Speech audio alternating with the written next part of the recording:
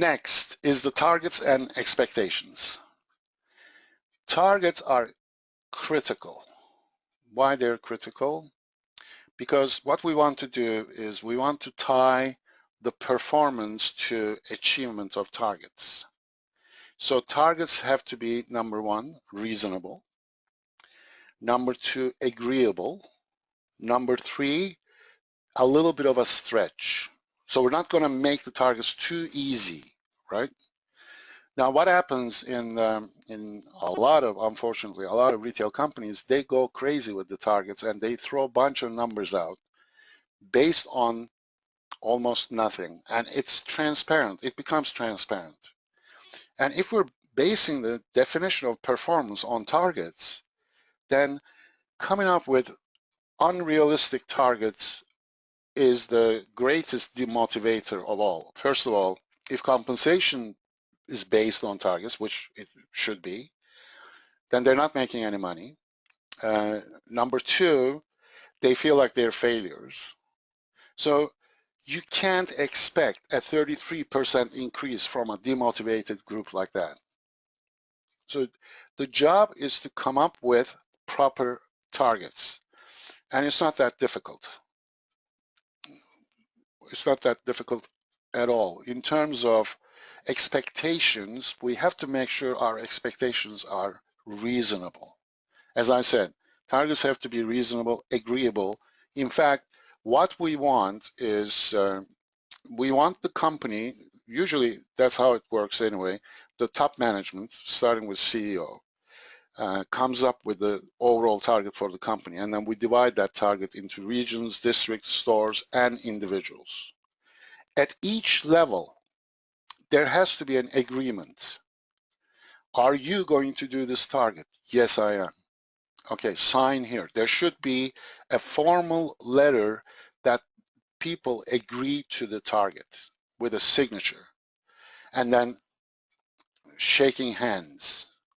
Okay, way to go. We expect you to do this, and we know, we have full confidence in you that you're going to do this target. KPIs. Part of setting the targets is to set the KPI targets, which we're going to look at momentarily. And constant and continuous feedback in terms of sales reports. Everybody should get full information in terms of their performance.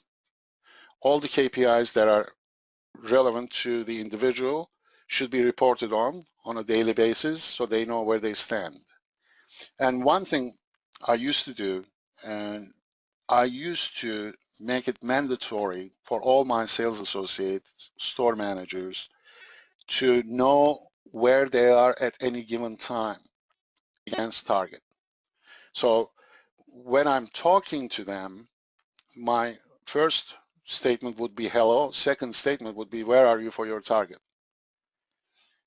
Every time, every day, any given time. Even if they called me to ask a question about something, I would always finish the conversation. After answering their question, I would always finish the conversation with, where are you against your target?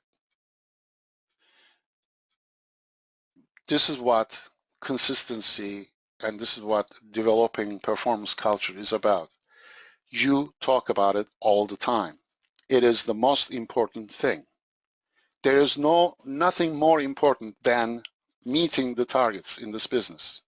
And of course, we want them to exceed the targets, but that's another conversation we're going to have momentarily. So targets have to be set properly. And, you know, there are different techniques that you can use. Usually target is set at the top level. So you're basically running that target into different layers, basically dividing it between different layers.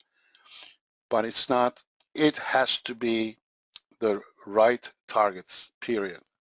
Let's look at some of the details here. Sometimes, I'm going to talk about profit multipliers here. Sometimes it happens that you need to do a substantial increase. for example, let's stick with the 33%, right? Let's say we want 33% increase. If you go to a person and say, I want you to increase your business by 33% in the next 6 months, they're going to have a heart attack, right? They're going to say, are you crazy? What are you talking about? So if you're dealing with a very high increase situation, one technique you can use is called profit multipliers. Profit multipliers is basically dividing the target into its components and work on the individual components. Here's an example. Let's say a store gets 1,000 people a week and their conversion is 25% and average sale per customer is $50 and the average units 2, that gives you an average price of 25. That's the situation. Now here's the conversation I would have with the store manager, for example. I would say, can we increase the traffic? Well, that, by the way, that situation leads to $12,500 weekly. 25% conversion out of 1,000, that means 250 people are buying, and each purchase average 2 units, $50, 12,500. So instead of talking about 33%, let's talk 10%. Let's say, can you increase the traffic from 1,000 to 1,100? And usually, traffic increase is not the store's responsibility, it's marketing's responsibility, but there's a lot of stuff that they can do to increase the traffic. So let's say they can move it from 1,000 to 1,100. Can you increase the conversion by 10%, from 25% to 27.5%? A little bit of a push, a little bit of a training, a little bit of a, rah-rah coaching, etc. shouldn't be an issue. Can we increase the average dollar per customer by 10%, which would put it up to 60.5? Can we increase the units per customer from 2 to 2.2? I mean, all of these increases don't look like huge and impossible and unbelievable, nothing like 33%, right? And average price increases to 27.5 because we increase the average dollar per customer. Then see what happens. Customer converted, 1,100 people came in, 27.5%, 302.5. Average ticket is now 60.5. Weekly sales jump from 12.5 to 18.3. Do you know what that increase is? 46.41%. So this is called profit multipliers technique, and you can use that effectively anytime and every time you're facing a substantial increase. At least the buy-in would be right there. Because if you said 33% right off the bat, they're going to have a heart attack, as I'm saying. Okay, let's look at some of the performance metrics. Sales is number one, right? Sales is everything. No sales, nothing happens. No business. Sales comes from the customers. Conversion rate, how many people came in? How many people purchased? We have to measure these and report on that. We need traffic counters to measure the conversion rate. Average sales per customer, sometimes called average ticket, average sales per transaction. Very important, this is a very important KPI, because through average sales per customer and units per transaction, as well as conversion rate, you can measure the effectiveness of your salespeople, effectiveness of your store managers. Because this is what happens. Usually lousy salespeople who don't have the skills, they don't have the knowledge, so they're not confident. So they try to sell the cheapest item in the category that customer is looking for. Because they don't have the knowledge, they don't have the skills. They're scared of talking to the customer. They're scared of suggesting a more expensive item. They also automatically fall into a frame of mind which says customers always want the cheapest item, which is not true at all. Customer wants what they need, what they require, what their expectation is. And different people have different levels, right? Certain person may be looking for the most expensive item in that category. But these lousy salespeople will never find that out because they don't have the confidence, they don't have the skills to talk to customer. So by measuring average ticket per individual, you know who's doing a better job and who needs help. Units per transaction is exactly the same thing. This time we're talking about how many units each customer is buying in one transaction. Once again, your lousy salespeople are going to sell just one unit. They assume customer comes to the store for just one unit. I don't know why, but that's what they do. They don't assume customer is coming in to buy 100 units. They're just assuming one. So that's a bad assumption, obviously. Again, a confident, knowledgeable, real sales pro is constantly thinking about, first of all, he would sell all the accessories immediately. That goes without saying. Because accessories, in fact, enhances the original purchase. So, but they don't stop there. They start suggesting. They never push the customer because they know pushing is not the right thing. That creates a negative relationship. So they suggest, but they earn the customer already because they know how to talk to customer. Customer likes the person to begin with. So they have no trouble. They have no problem suggesting different things. That's what we talk about, cross-sell, right? And successful salespeople will give you that. They will give you much higher units per transaction count than unsuccessful people. So you need to be measuring this per individual reporting.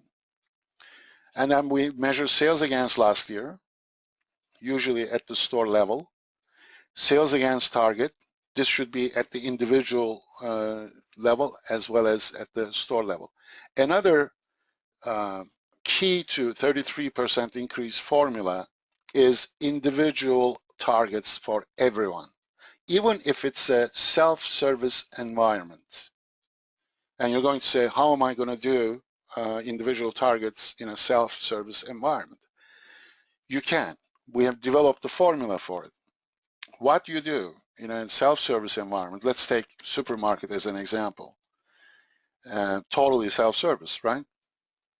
But you have people, departments, and each department has a budget, but they leave it at that. Department manager has a budget, but the people within the department, they don't. Now you have to bring it to the individuals. How do you do that? You create shift budgets. Everybody is working shifts. So you create shift budgets and then you follow each individual working on that shift and what that shift accomplished in terms of target. Did they do 90%? Each one gets tagged. This can be done very easily through POS. Each person gets tagged 90% for however many hours they worked, however many hours that shift was. So shifts change, people play in different shifts, people work in different shifts, etc. At the end of the month, all these tags are tallied up and that gives you the individual's performance. This has tremendous impact. In fact, 10%, if you are not doing individual targets now, just moving to individual targets will give you 10% automatically without doing anything else. Okay, it's just right there. It's the human psychology. Right now, they're operating under the so-called team concept. We're a department team, right? Well, here's what happens with the teams. Teams will ultimately, especially in our kind of environment, ultimately will fall down to the lowest performance denominator. Because if they're making the same amount of money, if nobody is getting fired because of performance, because you're hiding behind the team, right? It's very difficult to figure out who's performing, who's not performing when you have teams. The individuals have some idea who's pulling more weight and this and that. But the bottom line, nobody is stupid.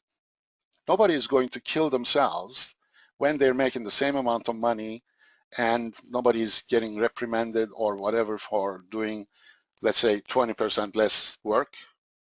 They're getting away with it, right? So even when you look at the professional teams, look at the, like soccer team, Barcelona. I like to give Barcelona as an example because I know that there's a superstar in Barcelona called Messi. This guy makes $40 million a year. And another guy who's playing in the same team makes only $1. Because professional teams know how to create the superstars. And you have to create your superstars too. To be able to do that, you have to bring it down to individual targets so we know exactly what everyone, and we're going to pay on the basis of performance so that those individuals who are able to give you 150, 200% of the effort are willing to do so because they're getting recognized for it. They're also getting paid for it. Messi, if he wasn't making 40 million, just making the same 1 million as the next guy, I wouldn't think he would be trying so hard. But that's what superstars are about, and your job is to create the superstars, which they will become role models as well.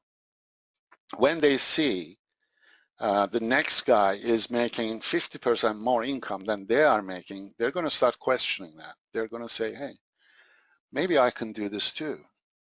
Why can't I do the same thing? Because I can certainly use, at that level, they can certainly use 50% more. That's like lottery.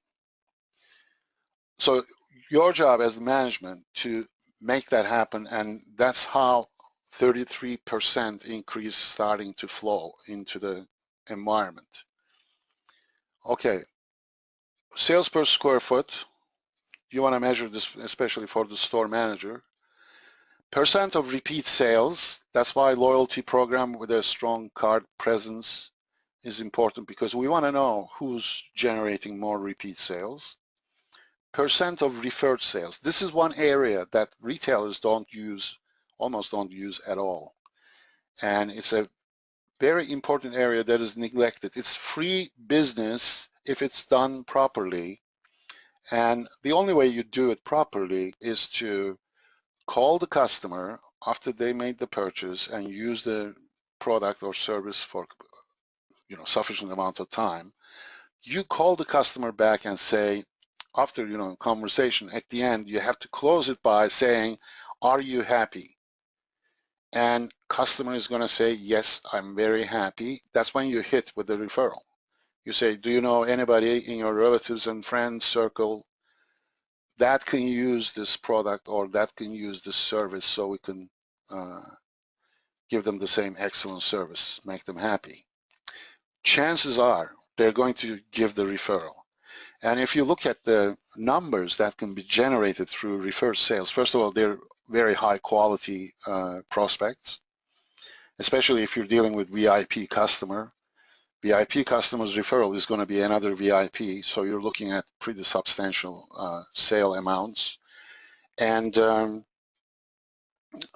say you have 50 salespeople. If they were to generate 1 referral a week, that's 50 new sales. If your average sale was $500, that's $25,000 a week. 100,000 a month, 1.2 million a year. How is that? How is that? Here's how 33% is going to happen. But you have to make this thing happen because a lot of people are somewhat reluctant to ask. A lot of them don't know how to ask properly for the referral. You never ask for referral cold. You always ask for referral after saying, are you happy? That's when they say, yes, I'm happy. That's when you hit them with the referral. No other time. So you train your people, you follow up, you report on that, turn it into a KPI, key performance indicator, and start seeing those extra sales coming in at no cost, no marketing cost whatsoever. These are the gross margin return calculations. I'm not going to go through the actual formula because you're getting the recording anyway, but these are major key performance indicators: gross margin return on inventory investment, gross margin return on square footage, and gross margin return on payroll. Those should be followed and reported to the appropriate personnel. Next key to 33% increase is performance evaluation. We have to do performance evaluation as often as possible. In fact, here's my recommendation to get to the 33%. It starts with the store manager. Store manager is your main business driver. That's their main job. Their job is to deliver the store target minimum. How are they going to do that? They're not going to be able to do that by being in the back room, in the back office. They can only do that if they're on the floor. So my recommendation to you is you mandate the store managers to be on the floor 95% of the time, which requires eliminating paperwork. A lot of companies overburden the store managers with lots of unnecessary paperwork. A lot of head office people who are lazy, instead of them getting their own information, they call the stores. They get the information from the stores. It's a very wrong practice. Stores' job is to deliver the sales numbers. They're not a bunch of clerks who are going to report on this, report on that. Get your reports from the information systems. That's why we're investing into information systems. They will collect the information for you. So back to the store manager. Store manager is going to be on the floor 95% of the time, listening to the conversations between associate and the customer. And then if associate is not doing the job right, after customer leaves, store manager calls the associate to the back room and does the 1-minute evaluation, 1-minute training. He says, I was listening to your presentation. You're missing out on very important benefits this product has to offer, blah, blah, blah, blah. That's a 1-minute evaluation, 1-minute training, and it's going on all day long. And of course, if there are more customers than associates can handle, store manager jumps in and helps the sales process. But the store manager's main job is to drive the business. So we have developed I-Succeed evaluation system to facilitate this. It starts with weekly reviews, like 3-minute, 4-minute, quick, they don't even sit down, stand-up conversation between store manager and the associate. Main KPIs, 4 or 5 KPIs, check, check, check. Well, you need to work on this. This is not happening. Just a quick reality checkup. And then monthly is a sit down for maybe 15, 20 minutes and then go through the weekly checkups and then have a more of a larger conversation, because we usually follow the performance by month. And quarterly, maybe a longer sitting down for maybe 45 minutes to an hour and reviewing all the performance issues and everything else. The bottom line is this: all the way from 1-minute evaluation, 1-minute training, we are constantly evaluating, constantly. We're not waiting for a week, for a month, for a year to review the individuals. We're constantly evaluating. Now, I understand I'm talking about a lot of work, but that is the work that produces the results. These are the stuff that make that 33% happen.